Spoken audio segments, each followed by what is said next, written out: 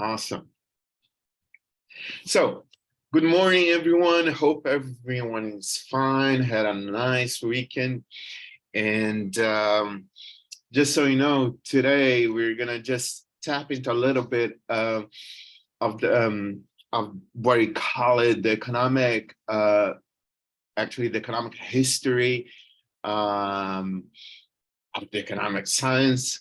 So it's pretty interesting to see that most of the economists that today is actually has their knowledge and everything else coming from philosophers and mathematicians, and as far as the 18th 17th century. So that goes a little bit far in history, and that's quite interesting to see how how economics shift gears and move a little bit from the humanities and went more towards to a more exact science, but it's a little bit of a identity crisis, because there is a couple of economists who still pursue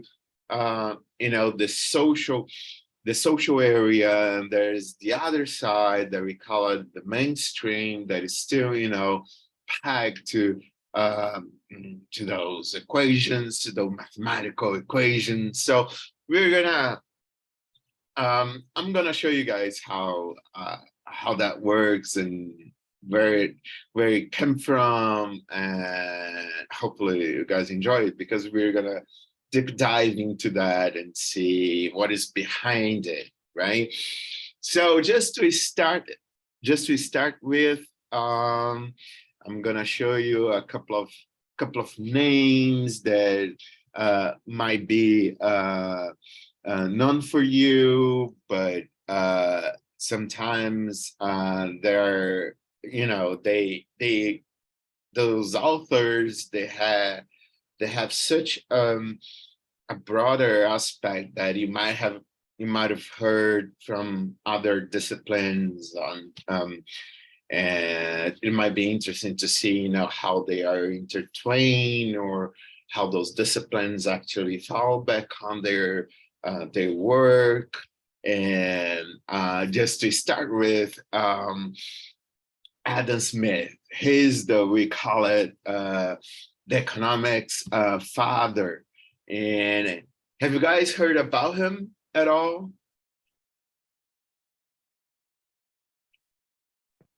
I've heard of Adam Smith since high school.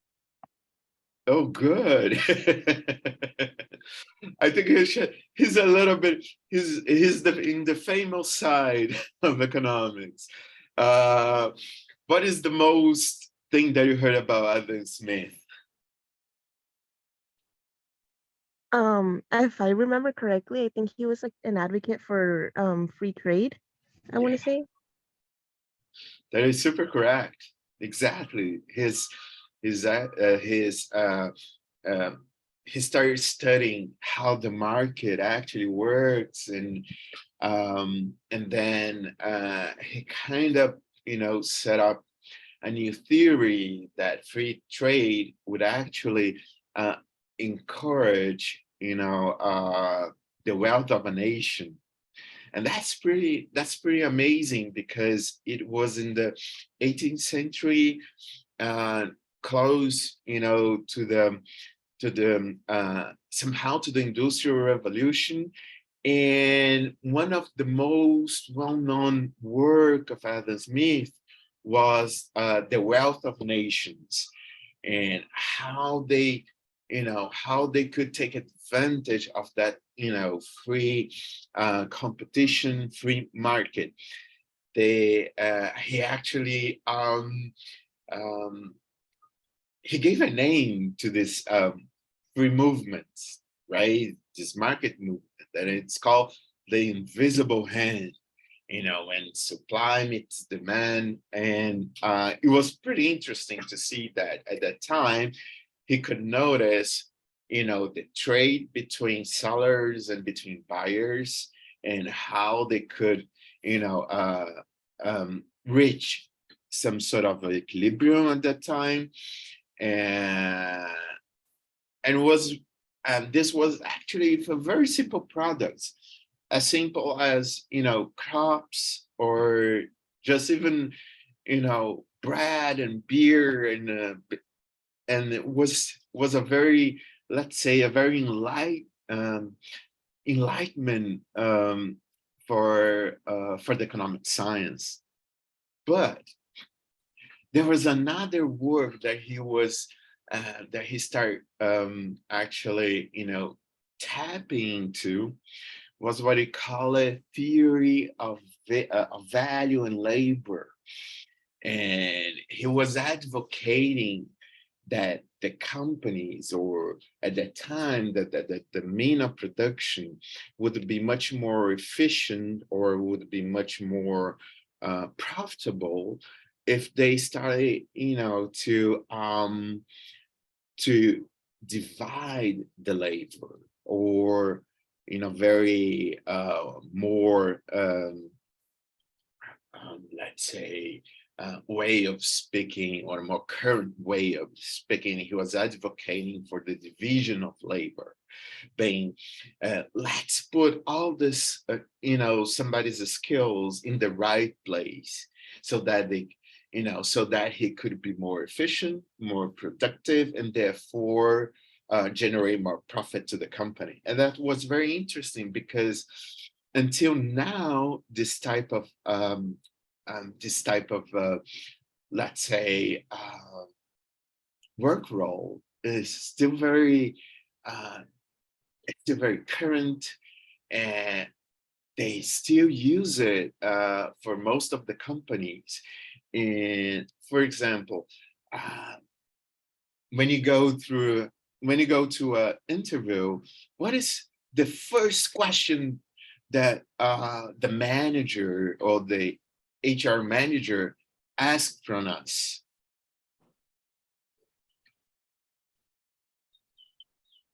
Or what is the most common question that a manager asks us?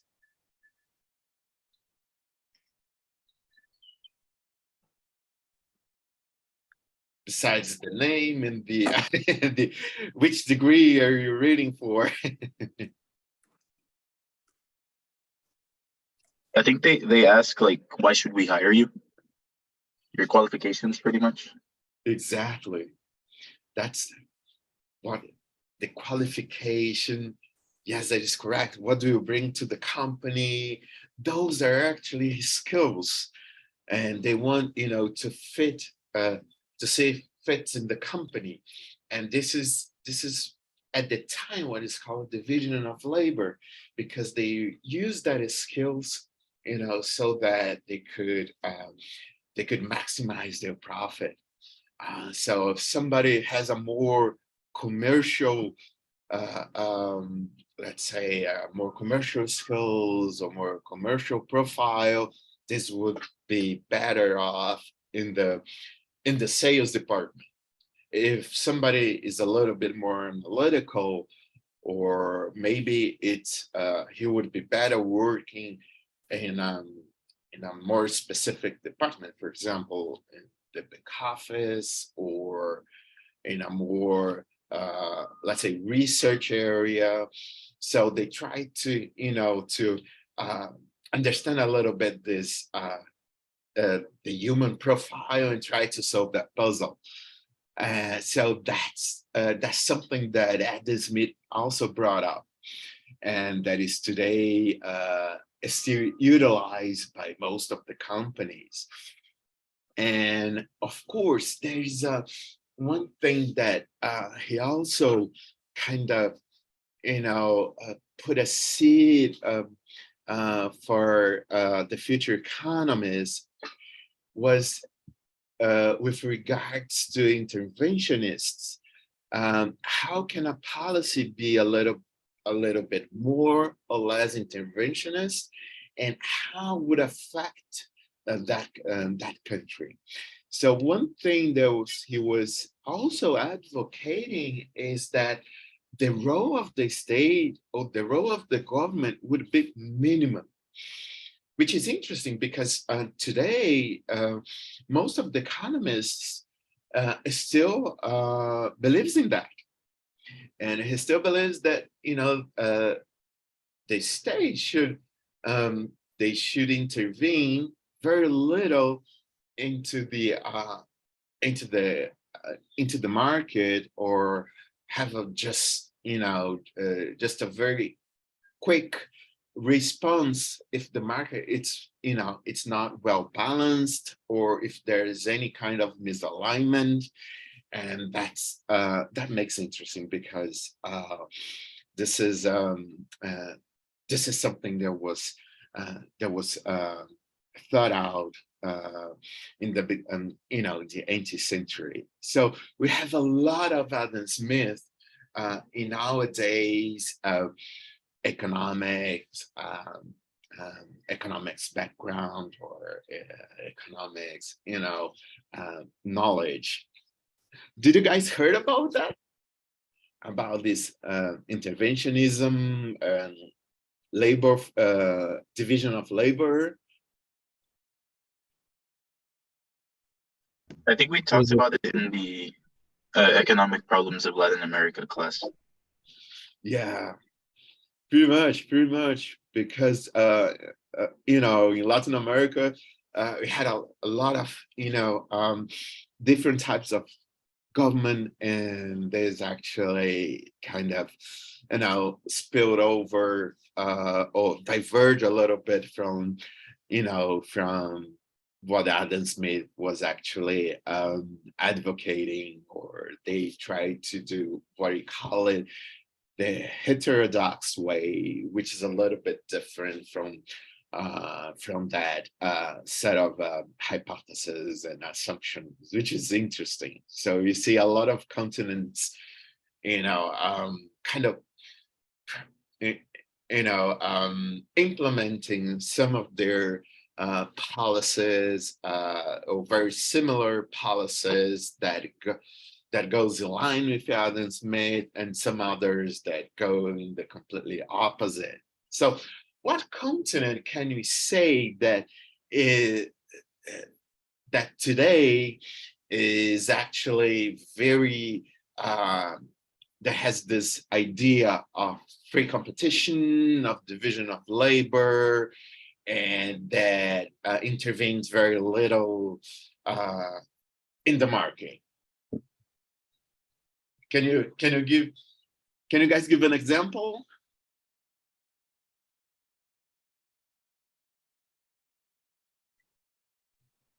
Japan. Which one? Japan. Japan. Yeah, that's for sure. That's for sure. They are very strong, and not only in terms of maximizing the labor, right? But also trying to have a more dynamic market. Well done. What else?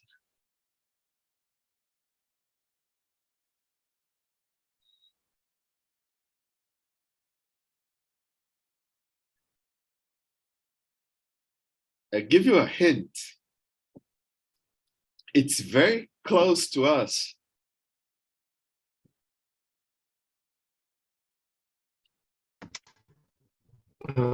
Mexico? Almost. A little bit further north. Canada. Canada. They also try, to have a mixture of all those policies. And, the country that mostly applies that is not only Canada, but the US. So he's very strong in all those, in all those policies. And then he's set up an example of how to implement it in a more efficient way. And that's interesting because a couple of countries also are following those ideals, and And you can see that, for example, a little bit in Australia, a little bit in Europe. For example, you see that in Spain, um, in England, and you can, you know, correlate them with Adam Smith, you know, ideas and assumptions.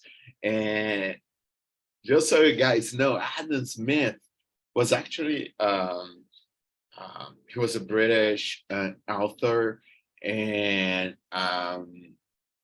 let's say he started, spreading out those ideas from Britain. And right now it's all over the place. It's all over the world, and everyone knows him, which is interesting. And he influenced a lot of,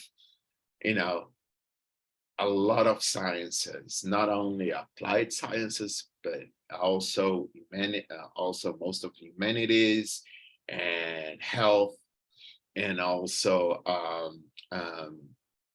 the STEM disciplines like mathematics and engineering. So if I could say something about the authors in the economic science, Adam Smith would be the first. The second one, David Ricardo, he was a French author, and he worked just almost in parallel with Adam Smith.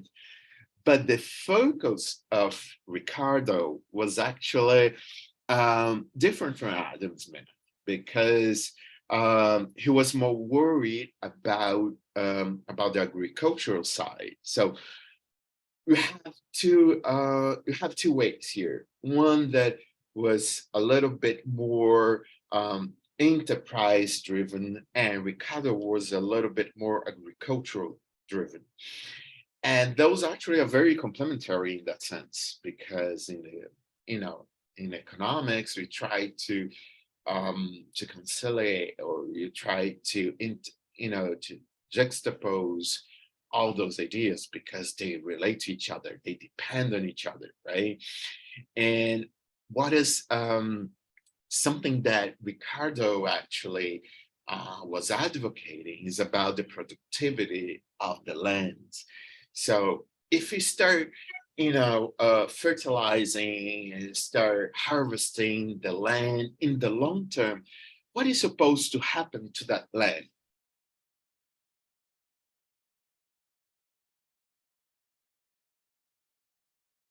What do you guys think?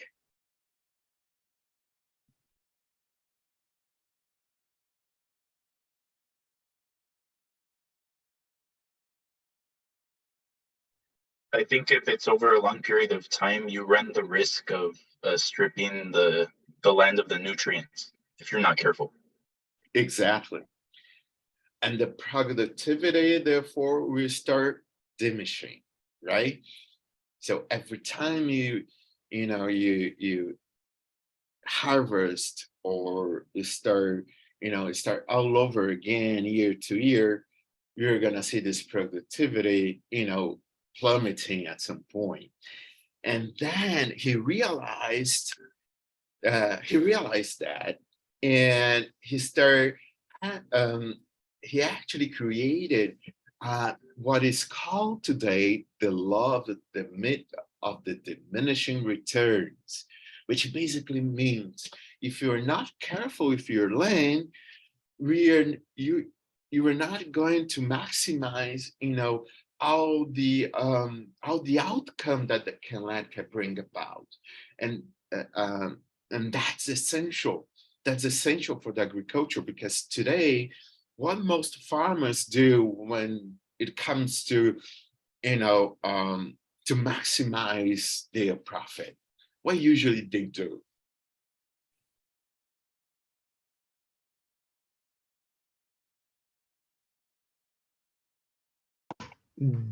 They can let the land rest. Exactly. they rest the land. Another thing that that is very common, they start rotating, the crops.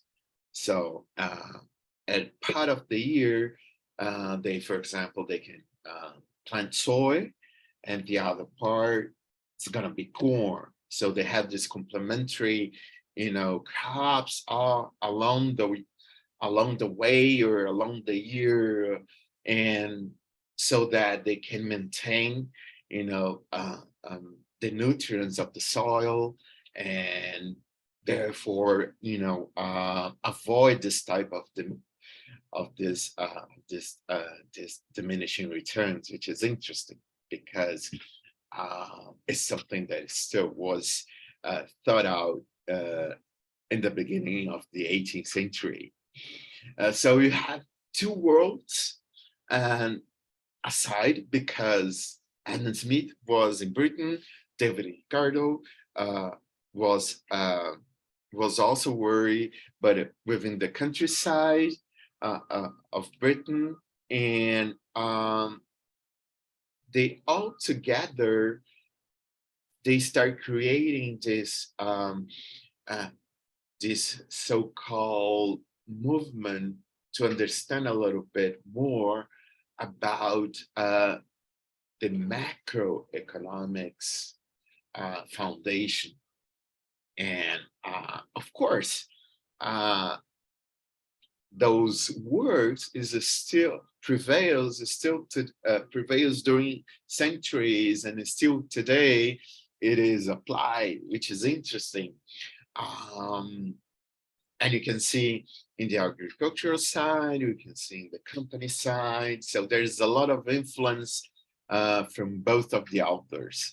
And if you go more towards to the, what do you call it, economics of agriculture or agricultural economics, but both names are right, you can see this type of influence.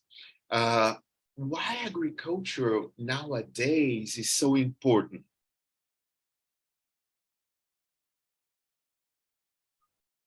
What is the main reason to worry about those big farms and how they comply with, a government policy? Why is it so important?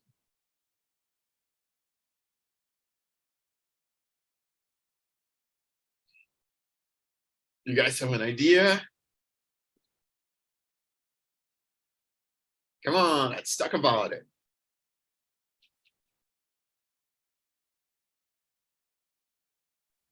Can you repeat it? I'm sorry? Can you repeat it? Yeah, what is so important to today? It is very relevant, the agricultural, the agricultural sector. Why is so relevant? Why everyone is worried about the big farms? And Animal cruelty or the usage of water and pesticides. exactly.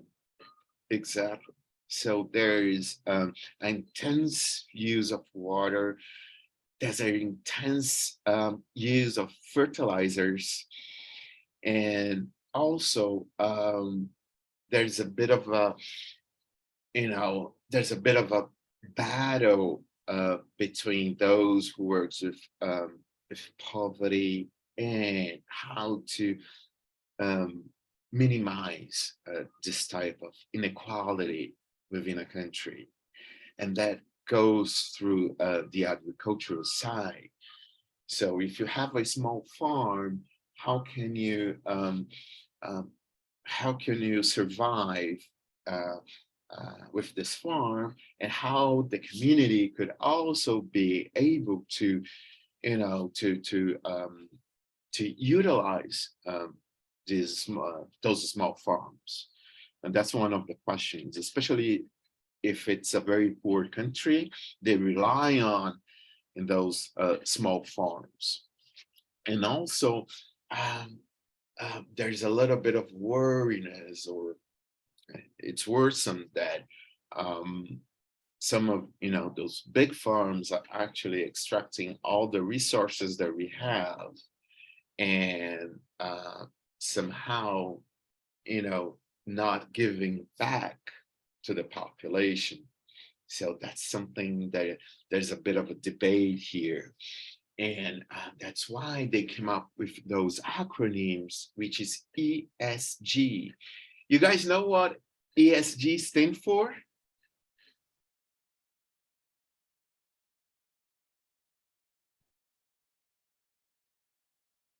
I'm gonna write it in the chat. ESG.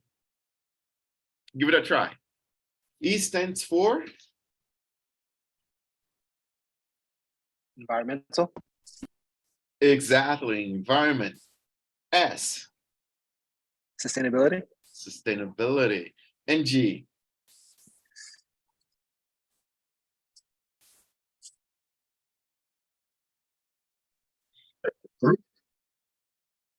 almost. Is it governance? Governance. That is correct. So everything gotta be, all together, hand in hand. Have the environment issues, comply with sustainability, and comply with the government, with the governance. So all the companies and all those farms should agree on that. And there's this big movement of getting everyone together in that boat, so that we can just make an effort to have a more sustainable economy, for the future generation. So that's interesting that all those matters that there was actually discussed in the 18th century, the 19th century, right now is back on the table,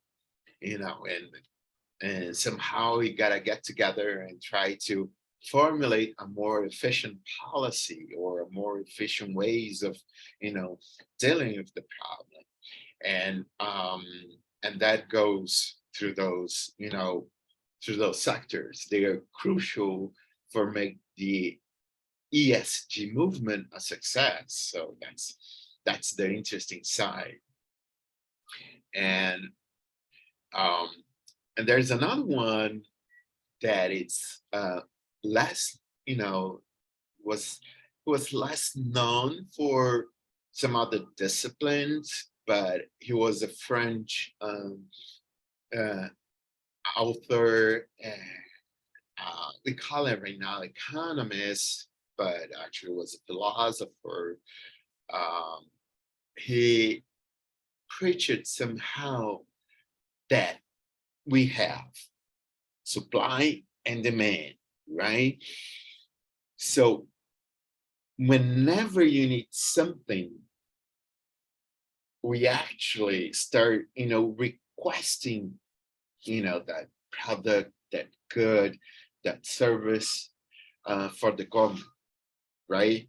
So, or for the, for the mayor, for the Congress, we have a way to, to claim for something. And if you're claiming something and this services is not yet available, the government needs to create, a solution. And that solution, let's say it can be very efficient. But imagine the following.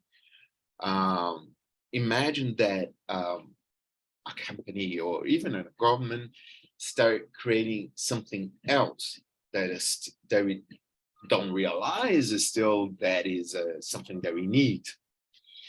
And for example, what is a product that that was created by a company, but not necessarily we needed it? Was just something new, but something that was not, let's say, critical for our survival. Can you guys give an example?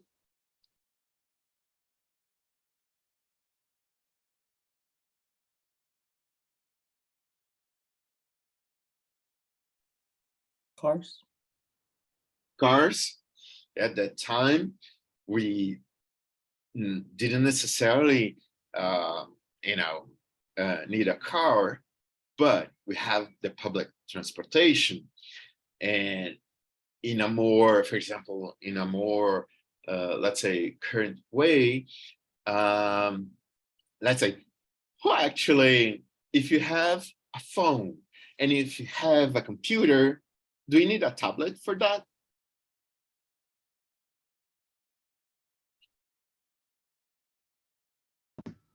No. No, exactly. So, but Apple actually created a tablet and created the iPad, and kind of, and that iPad or all those tablets that we are seeing right now, that is, that is sold in most of the stores, is something, wow, I gotta have it, right? I need it because it makes my life easier. I don't have to carry nor a computer nor a mobile. But actually, at the end of the day, you need both of them, right? So it's something they created this necessity, but this necessity is, was actually questioned after a couple of years, saying, look, is this really necessary? If I have a computer, if I have a mobile phone or kind of big mobile phone. So the company was able to, to make this need essential. And after some years, you realize that, okay, this is actually nice to have it, but it's not crucial. And that's interesting because Jean-Baptiste Say says actually that supply, that is, the company creates its own demand. So they kind of force us, to have that product, which is interesting. If you think about it, if you see a new product in the supermarket or in a store, kind of gives the sense that, oh, do I need to have it?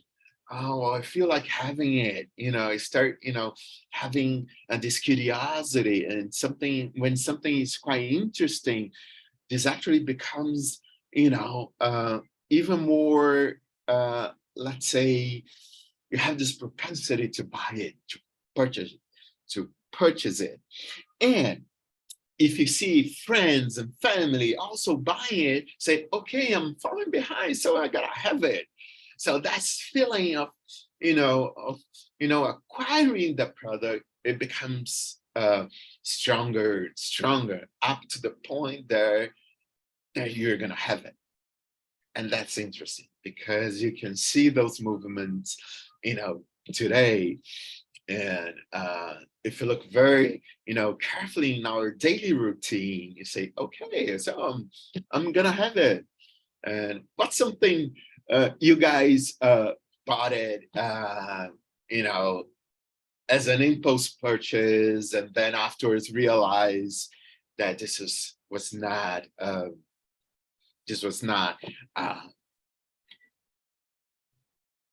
it was not necessary. Let's put it this way. You guys have this, did you guys ever did that?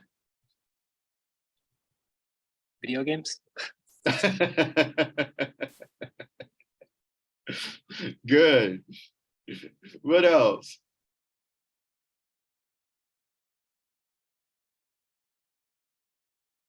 Food. Food, that's for sure. That's for sure.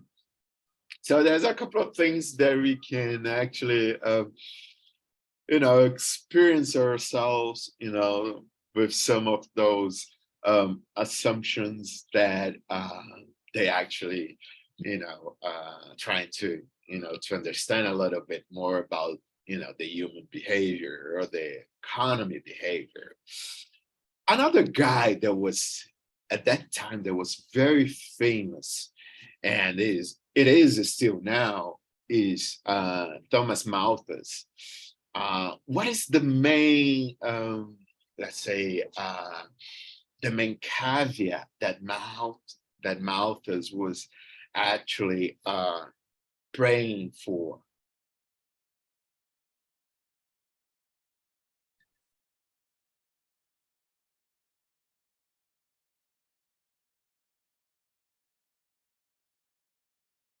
Population growth. Yeah, population growth. So he was a little bit worried with the growth of the population and also the growth of our resources. And they said, look, you gotta pay attention to that. You know, if the population is exponentially growing and the resources is not catching up, is slower, what's gonna happen to the world?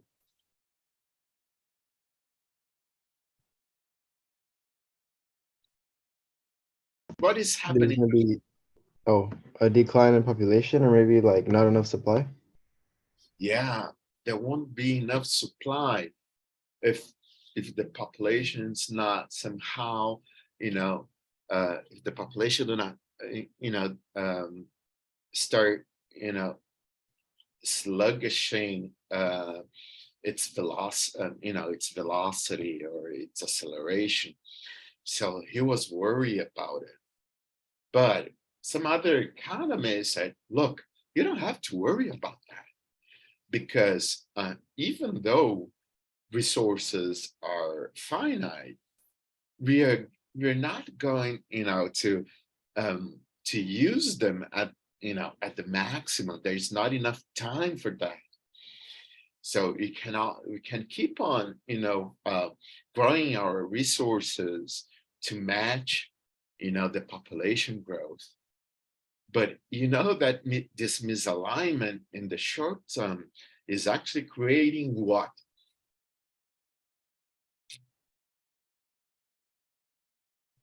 Something that is something that still today is a problem that governments and economists and socialists and all public public makers, public policy makers have difficulties in solving it. What would be that? What it would be? What would that be? When you have population here, when you have resources here, what is actually generating? What is the consequences of this gap? Shortages. Shortages. And the shortages would actually impact on the population in what way? Higher prices. Yeah. So people would start, having hunger. They're hungry, and they are in need for for other type of services and for food, and that would create poverty and inequality. So that's something that is something that is, we still haven't got the right equation to solve it. And if you see the world today, especially after COVID, you can realize that poverty and malnourishment and hunger is actually increasing. And the COVID actually catalyzed it in a way that we need to catch up with the help or with the aid of all governments, or somehow rely on other type of funds, especially when we're talking about those a little bit more poor countries, right? So even today in developed countries, they're facing this type of consequences. And that's why also the ESG is worried about the resources, because if you do it right, we can minimize the effects of inequality and therefore poverty. And that's something that it hovers, around most of public policymakers. And in some countries, it's much more pronounced, and others little less. But still, it's something. It's worrisome that in the 21st century we still have to deal with lack of food or lack of health resources and this type of basic needs for the population. It's something that that requires, a little bit of effort from all sides.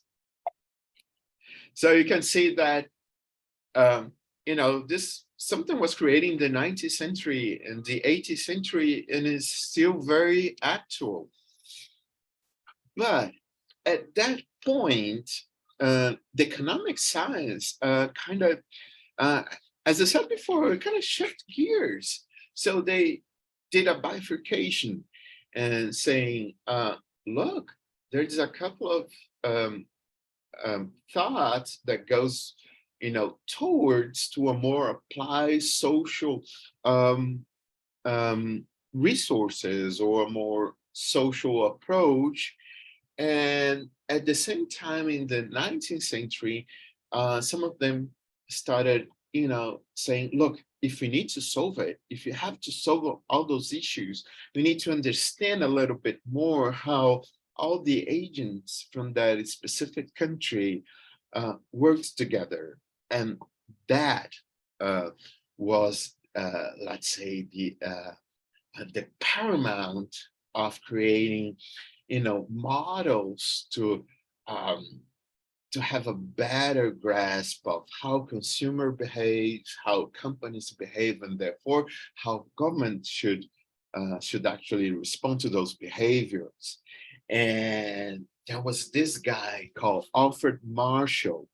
He was a mathematician, and he started, studying how how the behaviors actually influenced, our decision-making process. So why do we have impulse? Why do we have needs? And why the firms actually needs to kind of, create this supply so that they could maximize the profit? Is profit so important, to make this company survive throughout the year? So he starts, creating equations and creating a way to understand more objectively how the world, works. And if there's something more objective or something more straightforward, he could, people could have a better, outcome or a more efficient policy that could solve that problem. But what is actually the hindrance that when you create a model, when you create a mathematical model that relies on behavior, what is the mismatch, or what is the problem that this model could actually affect us?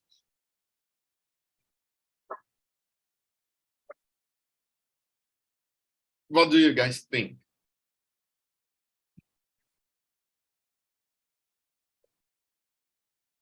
Can they actually represent our daily routine? No, because everybody has different needs. Exactly, exactly. So it's everyone, it's different. Is And the model cannot deal with so many different aspects of the world. So it requires a lot of a lot of complexity to those models, and they cannot fit into our reality. But um, a couple of years later, there was another author in economics that was named Milton Friedman, and he was very uh, very persuasive, and said, "Look, I realized we are living in a very complex world, but if you try to simplify it, our model, and reach a more, let's say, straightforward answer, this is actually very helpful for the government, for the companies, or even for ourselves." So in a way that even with this complexity, we can actually try, you know, uh, to have an adequate answer to that problem. And some of the economists said, okay, you can, um, some of them agree with him, but others say, look, it's not that simple. We cannot just, simplify it and then expect that if you implement this new policy, it will work out. You have a return for the people. So there was a bit of a battle there, and they start, moving away from each other and say, look, there's going to be two types of economics. One type, there is going to be more social driven, and the other type is going to be a more mathematical driven. So that's when, we had a bit of a clash there, and some economists starts and kind of saying themselves they're a little bit more mainstream, which was the mathematical part, and others saying we are the heterodox part, which was the more applied social economists, as they name each other. And that was interesting to see that today they are actually working together, and they say, look, we cannot dissociate with each other because we are dealing with society, we are dealing, with people. So you need to understand how this dynamic is actually working, so that you can have a more straightforward, a better policy for us. So today you can see a more multidisciplinary economics, so to speak, which is good because we are kind of, getting a little bit of insights from other disciplines, not only economists, but socialists, both sides, and um, um, let's say biologists, believe it or not. So the economics of today is actually an intersection between a lot of disciplines, and because it kind of interferes in our daily lives.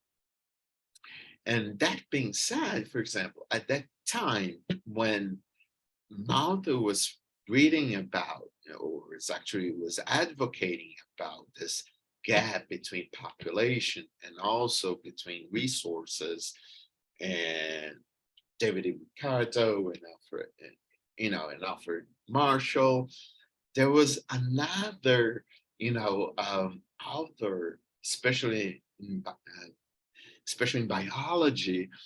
He started, he started studying, all the agents or all the animals around the world, Do you know who that is?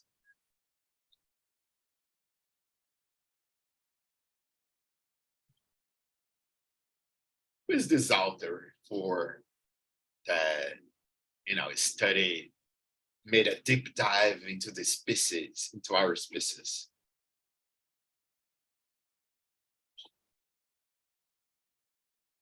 I'll give you guys a hint. Starts with a D.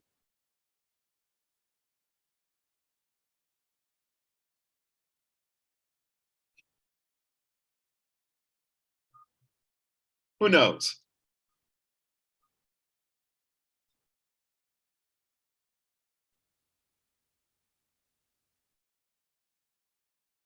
And Darwin? exactly, Darwin. And he started, understand a little bit more about the species and some of those social, social economies got together, some biologists and also some philosophers, and they start, advocating for what is called social Darwinism or social Darwinism, so that they could understand a little bit more how the society works and how we can, be a little bit of a more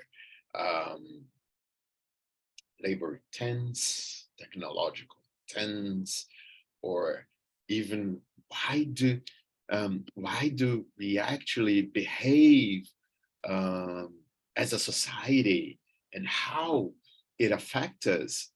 So if you could pinpoint to features of our society that kind of goes back to Darwin, what features would you guys choose?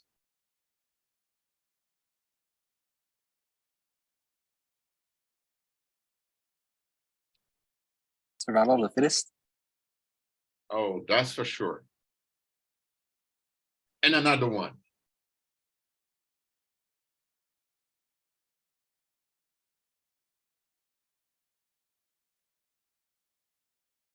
Come on, I know you guys know it.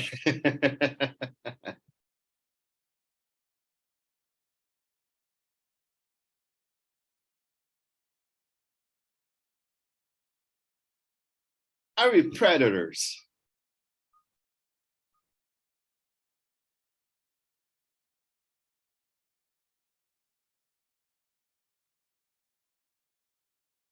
Come on, let's go for more philosophical questions here.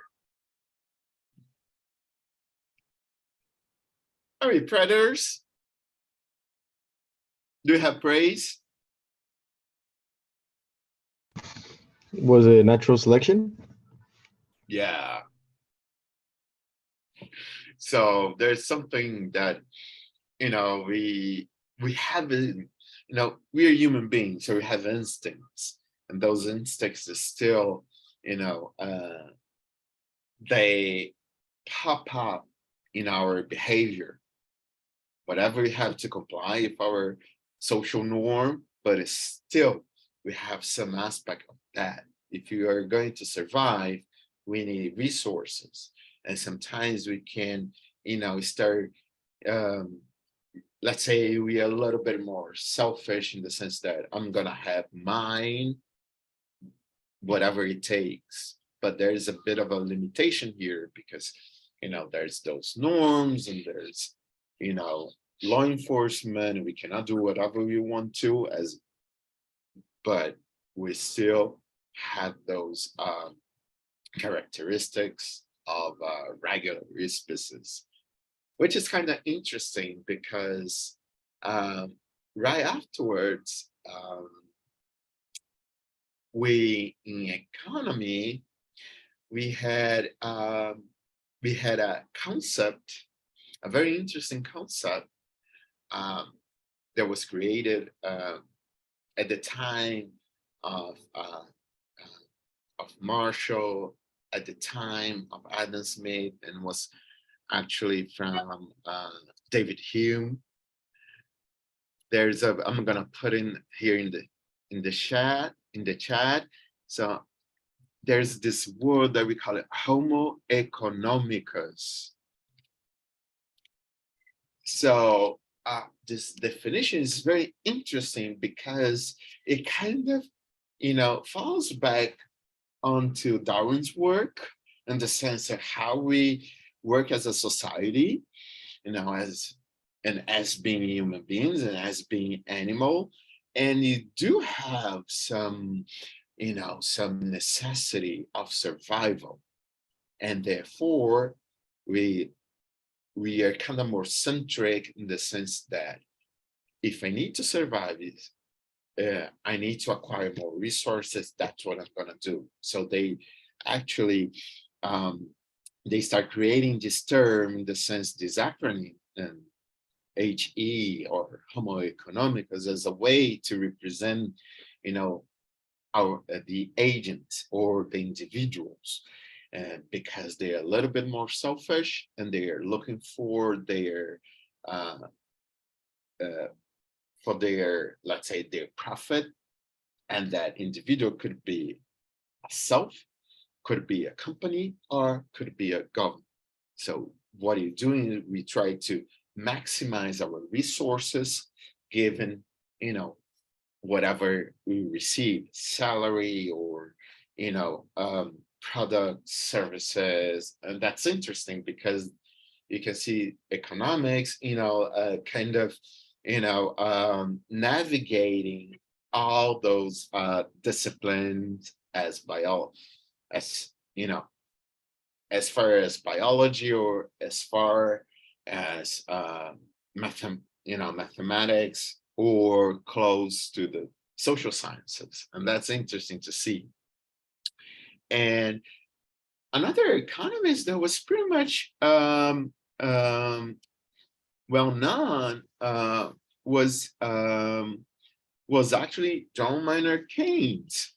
And that's interesting because Keynes, until today, oh, sorry, I stopped. I interrupt here the sharing. I'm so sorry. Just let me just come back here.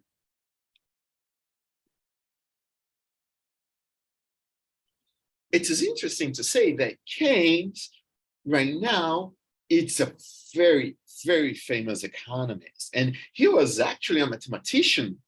He's got his, today would be a PhD, but at the time in Cambridge, it was a certificate. And he actually wrote his thesis on the probability and the theory of probability. So we have what you call it, a more mathematical approach to economics, mostly at the, let's say, because of Marshall and because of Keynes. And he created what is called the general theory of prices. Basically, he's trying to understand why price movements could affect us in a way. And how could a government, respond to those movements? And that's interesting because this is actually, we feel it in our day-to-day life. For example, if you go to the supermarket today, and if you have gone at some point in the last month or a year before, what are you guys gonna notice?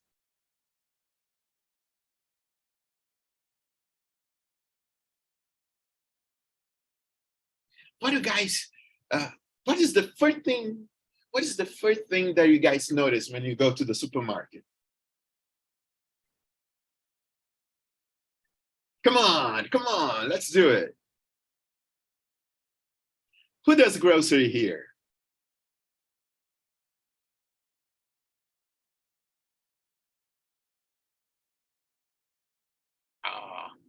No one?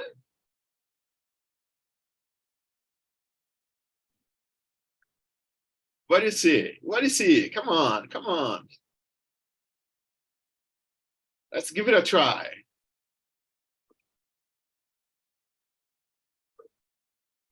We see some price. increase. So something like, there was cheaper, a year before, and right now it's a little bit more expensive. They say, oops, there's something wrong here. Why there's something wrong? There's a bit of a, is there a misalignment? Is there something that I need to,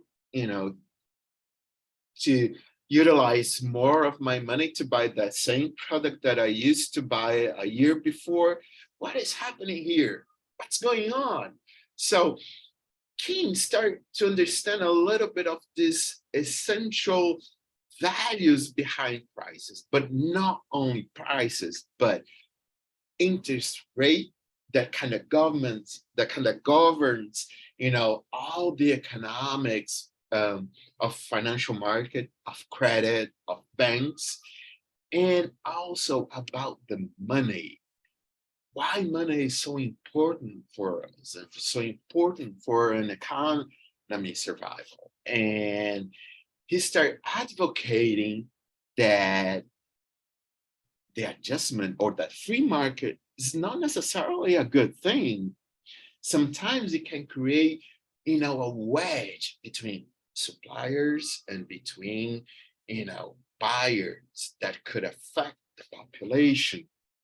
And if you see right now, especially after COVID, because can realize that supply chain disruptions, shortages of products, price increase, is actually affecting us and in our daily lives. And how can we deal with that? What is the solution for that? So he actually starts, saying, look, the state needs to interfere a little bit more so that the equilibrium, or so that this wedge, could be minimized, but not as much as, a full intervention, but just a very short-term intervention to adjust the market. And that's, that was genius, because some other economists are saying, okay, this is actually good. I could, this makes sense, especially after going through the First World War and the Big Depression, the Great Depression, that you could see the market, breaking off, and how countries like the US or Britain would have to do to come out of it and try to minimize all the consequences, that it had to the, to its population. And Great Depression was something that was really notorious in the US or in Europe. You guys can tell me an example? Come on, let's do it.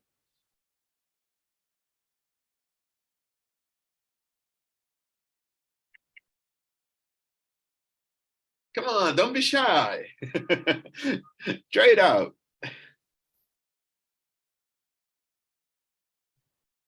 High unemployment. Unemployment, that's for sure. What else?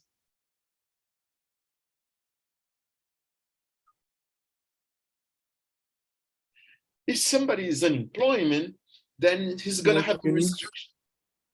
Sorry No, for my no interrupting. unions. Sorry, no unions. Oh yeah, exactly.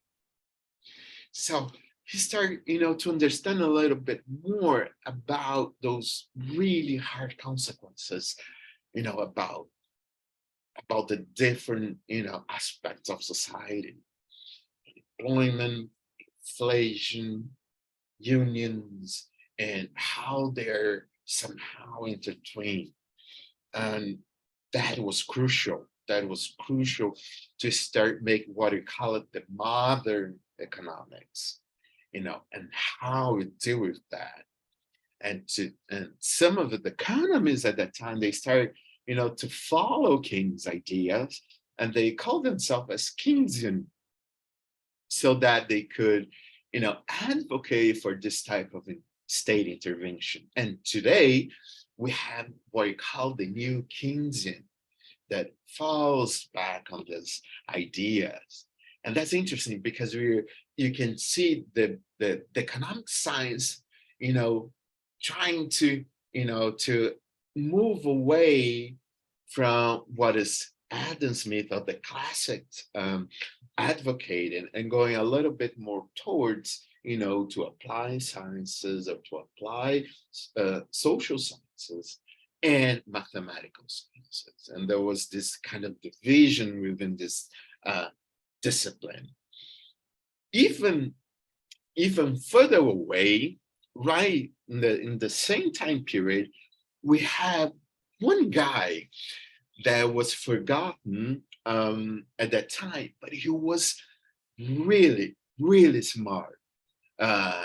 He was an Austrian economist. His name was Joseph Schumpeter, and he started analyzing from a different perspective the economy. He said, okay, we have a couple of things here. We have this mismatch between supply and demand.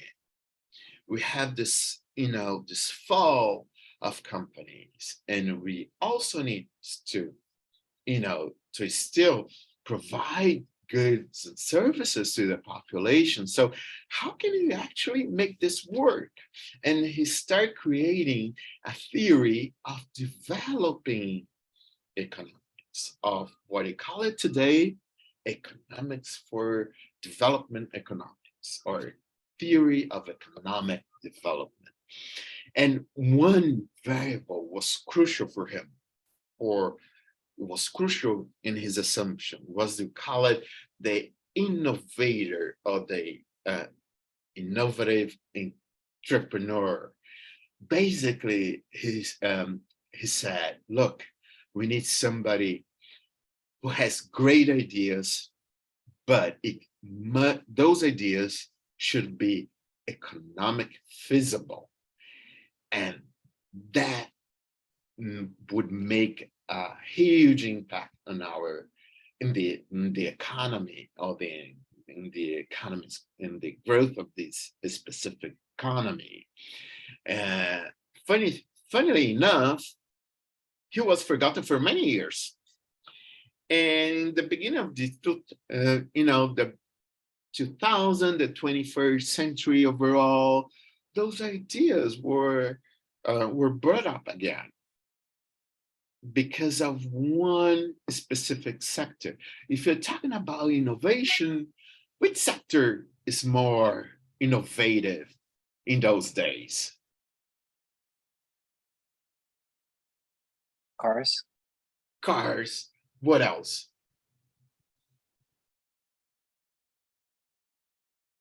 Who likes games?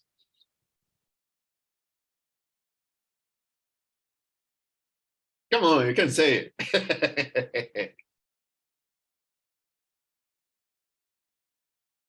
Who likes gadgets and technological stuff? Who does? Come on, guys. Don't leave me hanging.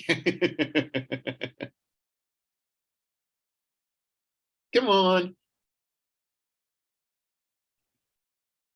If I say that, oh, my mobile phone just broke it off and I can't have any communication, what is going to happen? What do you guys would do? Go fix it. Oh yeah. I'm sure you're gonna fix it the other day. So the IT sector is very innovative. So that's why they created the so-called unicorns, or those companies that was moving so fast and was actually revamping the economy, or just giving that additional boost to the economy. And that was actually, and the reason for that was based on Schumpeter's idea about entrepreneurship, how to make this idea economically feasible. And that was still today is going on. And there's a bit of a discussion about, those laid off that is happening right now, how fragile the sector is, but it's essential for the growth of an economy. So that's something to think of. And last but not least, we have Marx. So what was the main idea of Marx?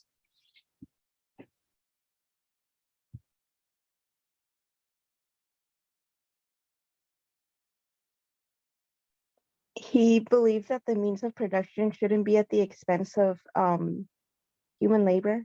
Exactly. So he was looking at, those social interactions between, workers and a company, and how this company is actually exploiting, the workers, skills to make more profit. And also he was actually provoking the social norms at that time, saying, look, this is not this is not feasible. This is actually prone to fail if you don't do anything. We need some rights.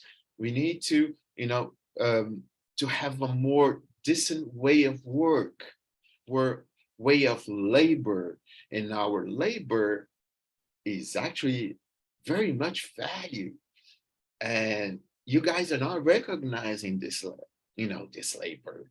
So there was this discussion, and that discussion kind of leveled up to the government, side, and say, look, what are you guys gonna do, to decrease in this inequality, and also to make the society a little bit more equal. So that was the biggest question that actually moved forward to a more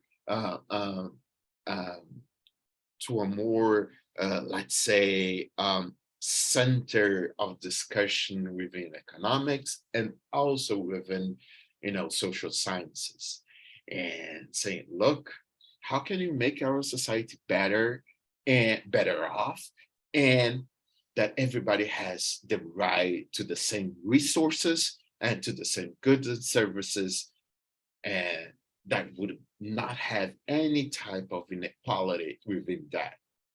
And that's what Karl Marx and Engels, actually, both of them advocated at that time. And right afterwards, we have Lenin trying to, going a little bit more forward and implemented it. So those are this, potluck in economics. So you can see there's a lot of debate, there's a lot of clashes, some different thoughts. But at the end of the day, what is important here is how, as a society, we interact in a way to minimize, the consequences of a bad policy, or how can we, make adjustments, so that the people could not be affected by those adjustments, very harshly. So that's one biggest question. And today, even with the ESG movement, we can see that we are much more worried about, how can we maximize our resources without destroying it? How can you make sure that our rights are actually being enforced? And how can you minimize the inequality so that we cannot see any type of poverty or any type of misalignment within the society? So that's the biggest, $1 million response that economics still need to find a way through, right? So what do you guys think about it?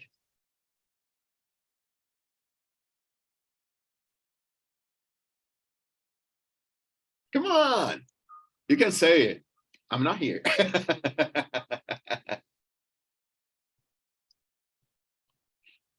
Come on.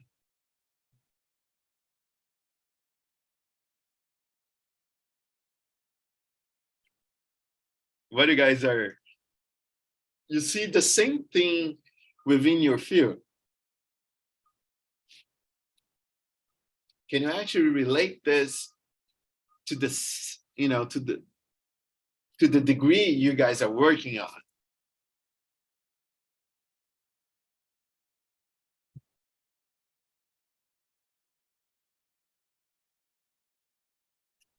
Come on. Yes or no? Oh, hi, Mara.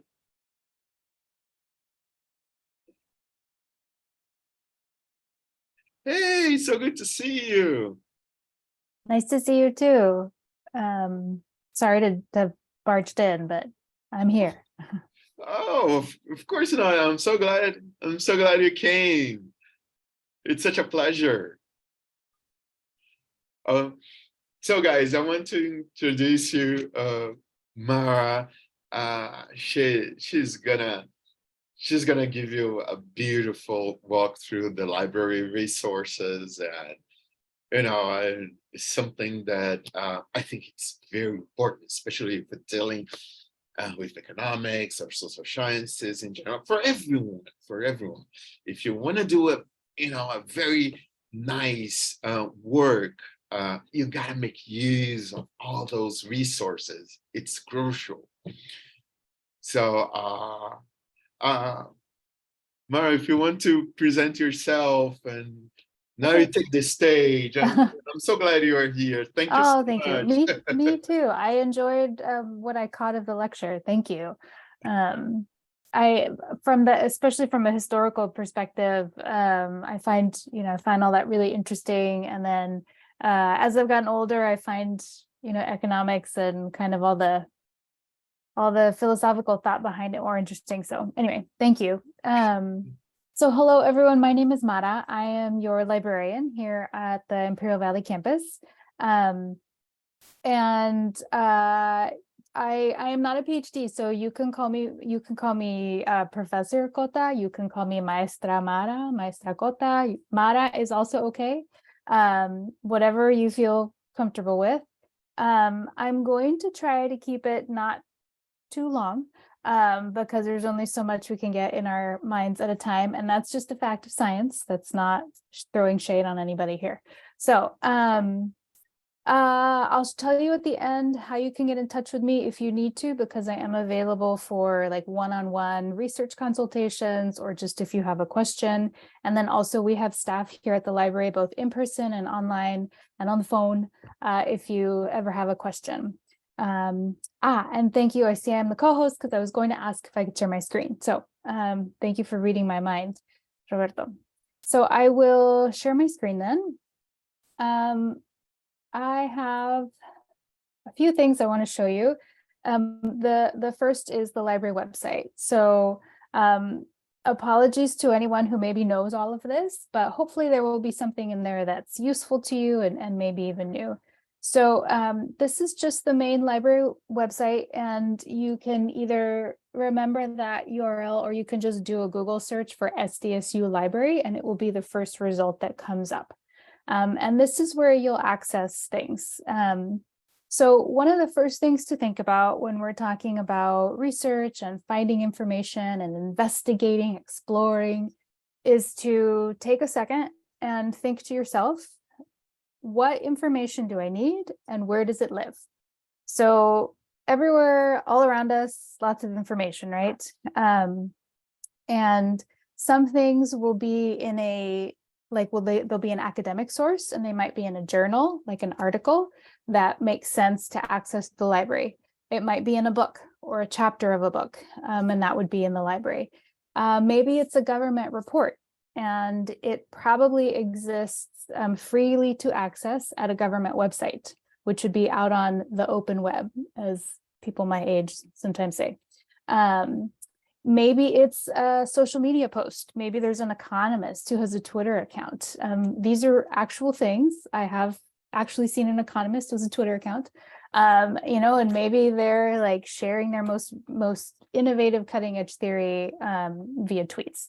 So maybe it's on social media. So think about what it is you're trying to find or figure out, and think about where it might be. And if you're not sure, you can always ask. We have a chat service, which is over here in the corner, Ask Us. This little chat box will pop out at you whether you want it to or not after about 30 seconds on the website. So if you don't have a question at that moment, just tell it to go away. I have to move my Zoom control bar. Just say close chat. Because if you just click this, it'll just keep coming back out. So just close that. But know that you can get a hold of a librarian almost 24/7. So we subscribe to an online chat reference service that has librarians all over the world. And when we are not online, they're online. And they're trained just like we are, so they can help you, they can help you figure out where to start at least. They may not have the logins for some of our databases, but probably they can get you pretty far along. So feel free to use that chat option. Okay, so we're thinking about what information do I need? Where does it live? Let's say you have an assignment where you need to find, you need to read an article in The Economist, right? So The Economist is a magazine, and that has lots of content, and in my opinion comes much too quickly because you can't get through all the content from one week to the next. But it's a really interesting magazine, and it really gathers like global ideas, right? So people writing from all over the world. So you're supposed to read something in there, but you want to do it online, and you may not have access to it just on the open web. So you would come to the library website, and you would use the journals tab. So journals is, that very academic word for published periodicals, I guess. And magazines, for our academic purposes, magazines kind of fall under a different category, but for the purpose of searching for it in the library database, you would use journals. So journals and magazines will be in here. And when you click on this, what it does is it sets a filter for you in the search box. And so then you're going to go into here and you're going to say, I want The Economist. Okay. And then what you're going to get is a list of results. And fortunately, this one, it's the first one. So so this is a list of results. Each one of these has what's called an item record. So you go into the record to find out more information about this particular item, and also to get the link. Now, because The Economist is such a widely used source, and because we are a big university library, we subscribe to many databases that offer access to The Economist. So this could be a little overwhelming. All of these are access links, and you're thinking, oh my goodness, which one do I pick? Fortunately, I think probably, this one's pretty easy. But what I want to point out here is just notice the dates. Okay, so if you wanted something from before 1992, this would not be the access link. So you'd probably need to pick something else. So just kind of keep in mind that if you have a real specific date range, you might need a different link. But at any rate, you would click on the link, and it's going to open a new tab, and it's going to take you to the resource.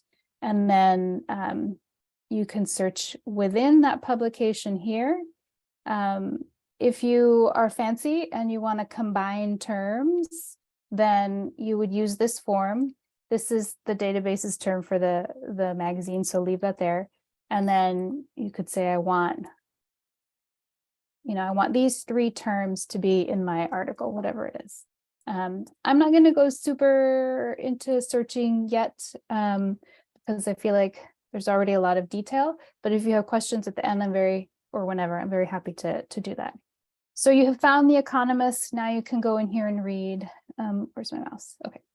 And you can also change kind of which volume or which issue you're looking at.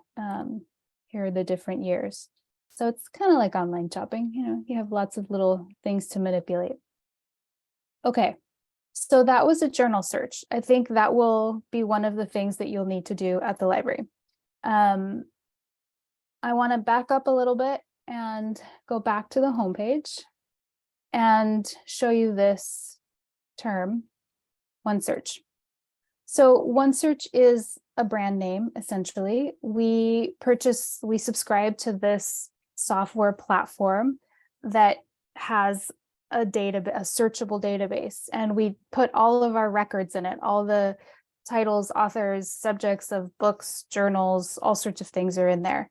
We also have the records of our different databases. So we subscribe to databases, which are collections of information in economics, chemistry, biology, nursing, English, history. There's probably like 300 or 400 of those things that we subscribe to because we're a big university. You have access to all of them and access to them from off campus or on campus. Off campus, you just have to sign in. But that would be so overwhelming to have to think like, which database do I use? So OneSearch, the idea is it's one search box to search across all these different kinds of resources. So kind of like Google for the library, kind of. I don't love that analogy, but there it is. So basically you're searching all our different resources.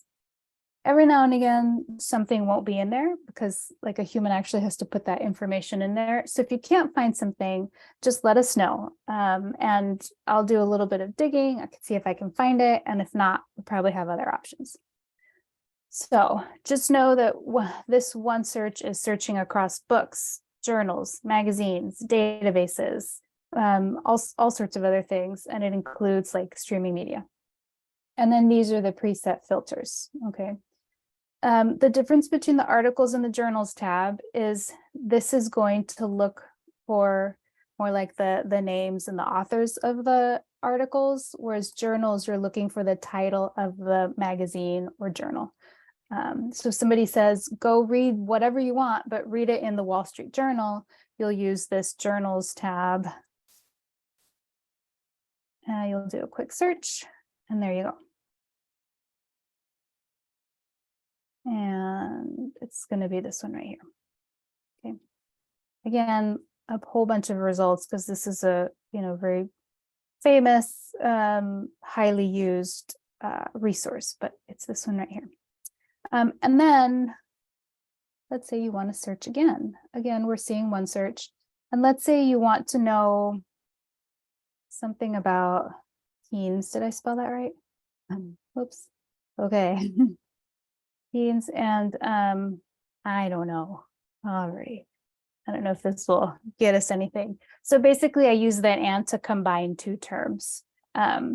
So now you're looking at, notice there's no little journal thing here. We're not in the journal search. We're just in the big OneSearch searching across the whole library. And you're going to see quite a few results. 335, it's actually not that bad. But over on the left, you've got filters. So again, just like online shopping, I want to buy some sneakers. I want them to be white. I want them to be size 7. I want them to be leather or pleather as you prefer. So you use your filters. So let's see, my professor said it has to be peer reviewed. I'm going to click that one. And I really just want an article or maybe a book chapter. I don't want to have to read the whole book, but maybe there's a chapter that will work. And I think I would like things to be from, I don't know, 1980, the 80s. And then down here, you will click apply, and it will take the same search and put these filters on it, and you'll get less results, 125. So it's a little bit more manageable, right?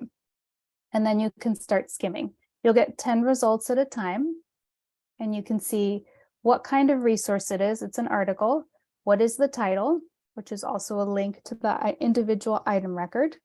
Like so, nope, that's not working. Oh, there we go. Okay, here's more This is the detailed information for this one item and where to access it. You'll see the author. You'll see the name of the journal that it was published in and when and where. And then you get a quick snippet. Okay. And this one also tells you that it's peer reviewed because you have that filter. This one happens to be open access, which is cool. And then here are your links to read online. Now, let's say you didn't love this search and you want to change it a little bit. Before you do that, come over here. And if you like your filters, you can lock them. So remember all the filters, and then you can come up here and do whatever you want. Let's say you really want to try this. Okay. 593 results, even with our filters. So interesting.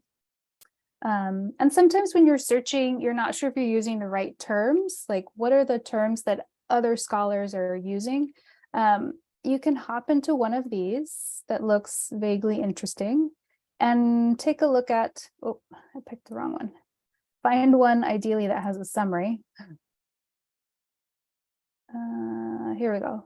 And maybe just skim through this paragraph here and see if there's some terms that are, yes, that's what I mean. That's what I want to try. Wealth effect. Okay, so maybe I'll try that as a phrase. Or this Veblen person, perhaps I should try them in my search. So sometimes, you know, searching is not tidy. It's not linear. You don't start here and go here and finish here and yay, we're done. It's more like, it's just kind of, it can be messy and non-linear, and you have to sort of start and tinker and come back and try it again.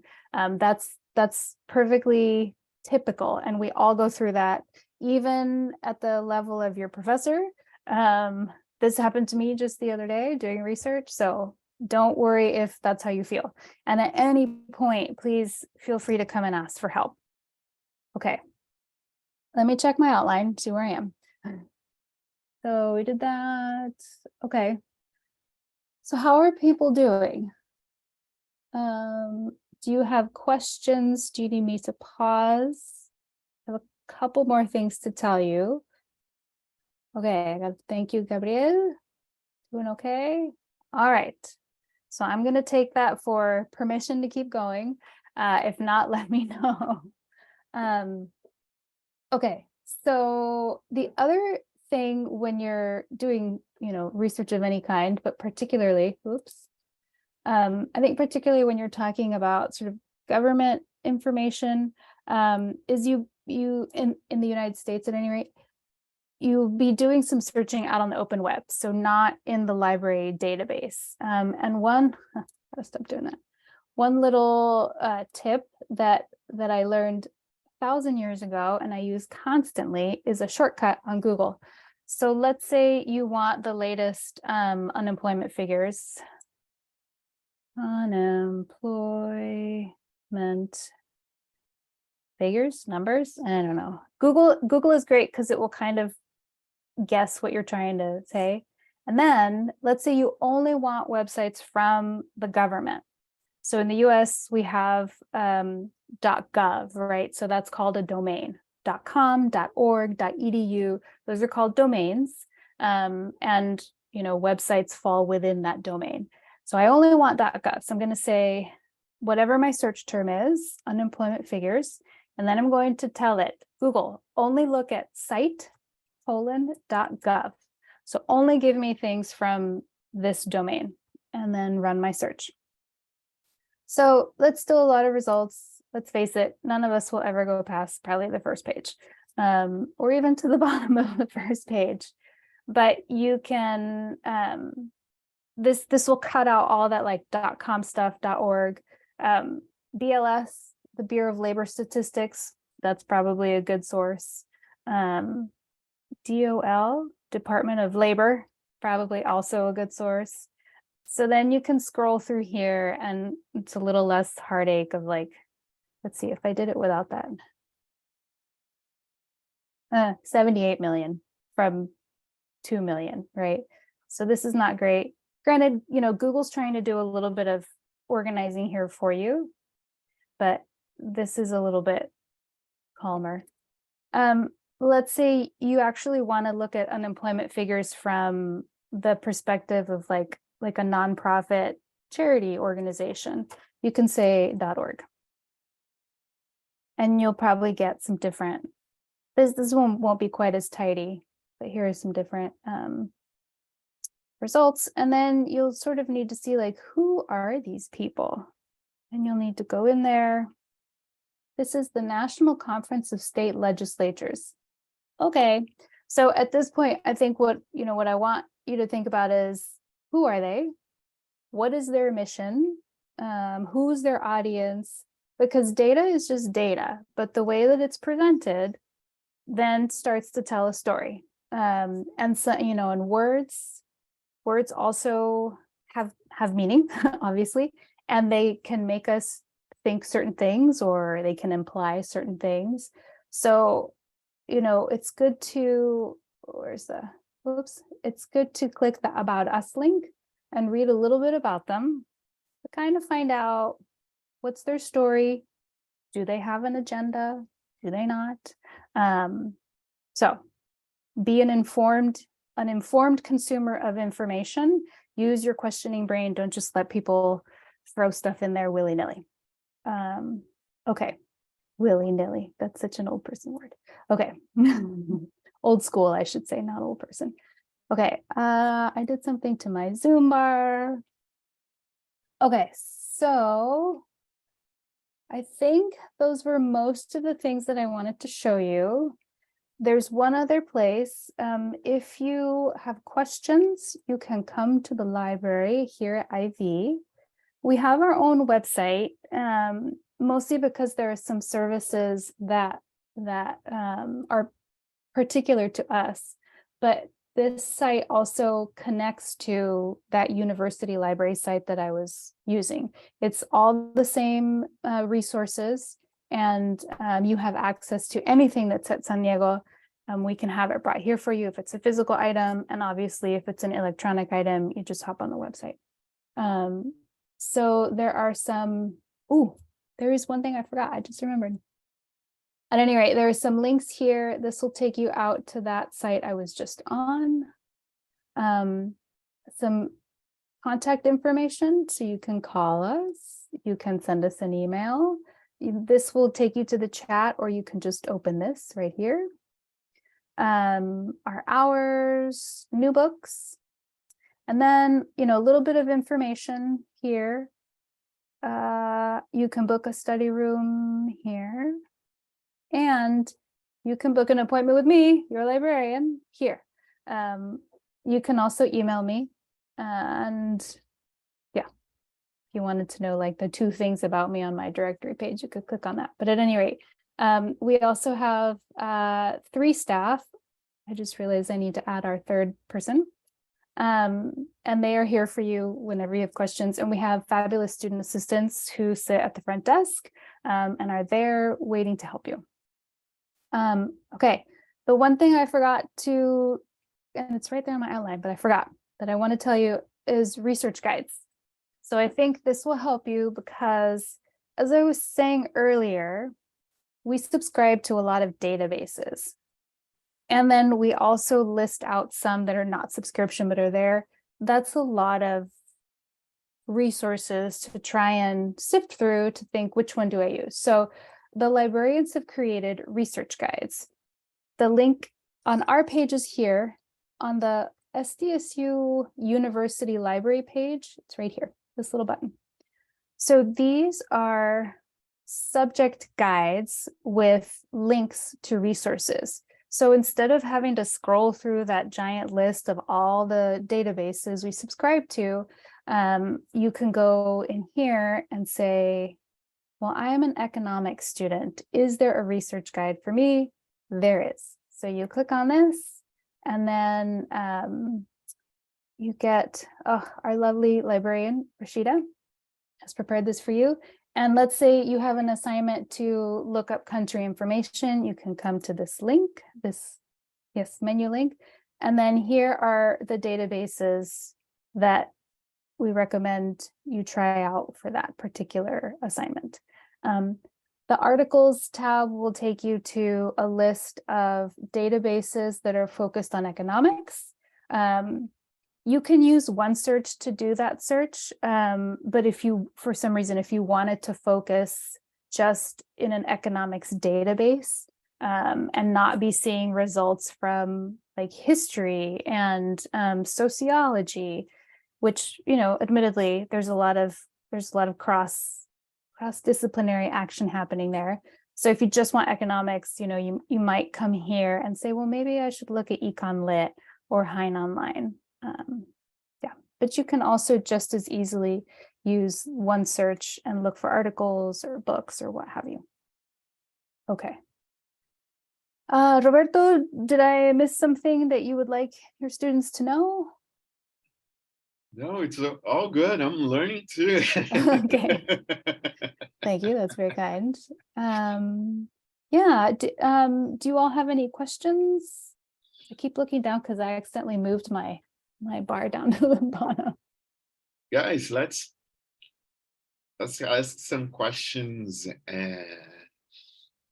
as a homework. I'm gonna ask you guys to utilize some of those knowledge that Mara very kindly just passed on us. It's very easy, so don't have to worry about it. Well, and we're here. I know you've been in class for a little while, so you know you might not be wanting to start on a project right now, but we're here at the library or online if you have questions for us. If you do use the chat, you know, just let the it shouldn't, you know, it won't matter for research, but there are certain questions like where do I return a book that it will matter where you are physically. So if you use the chat for something like that, make sure to let the staff know that you are an IB student, because we're part of the same online reference chat team as San Diego. So there are people over there and there are people here, and just let them know, I need to return this book and I'm an IB student. How do I do this? So yeah. Awesome. Mara, thank you so much. Oh, you're very welcome. I really appreciate it, taking the time and just going through all those websites. I really appreciate it. You're welcome. It's a placer. Yeah, anytime. Gracias. I will head out. But anyone feel free to email me or drop by the library or set an appointment. And I hope you all have a wonderful day. I will stop my share. Yeah, thank you. And I'm happy to do consultations in Spanish if people need that, though I don't think you do, but whatever, I'm here. Okay. Thank you, everyone. Thank you. Thank you, Mara. So guys, I hope you enjoy it. A little bit of this new facts that Mara brought us, and just a small homework to add to her first assignment. You know, you have to write an essay, and within that essay, let's utilize those library resources. Doing what do I have? What type of articles I have from the SWOT analysis going back to 2017, that is the last 2018, I'm sorry, to the last five years, and let's see if you can plug it into your essay, if it's adequate to plug it into your essays. And also try to, exemplify with some data. As Mara told you, look for .gov.org to see if you can, have a very robust argument, and with some data, with some charts, with some tables, so the essay could be somehow complete.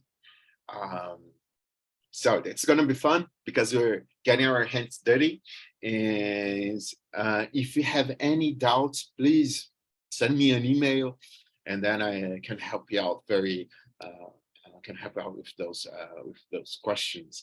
But in any case, you put this kind of adding assignment into the Canvas, and it'll be here also recorded. And I'll try to put this record also on Canvas for you guys so that you can just, receive it. And anyway, if you have any questions, just don't hesitate, just shoot me an email. All right.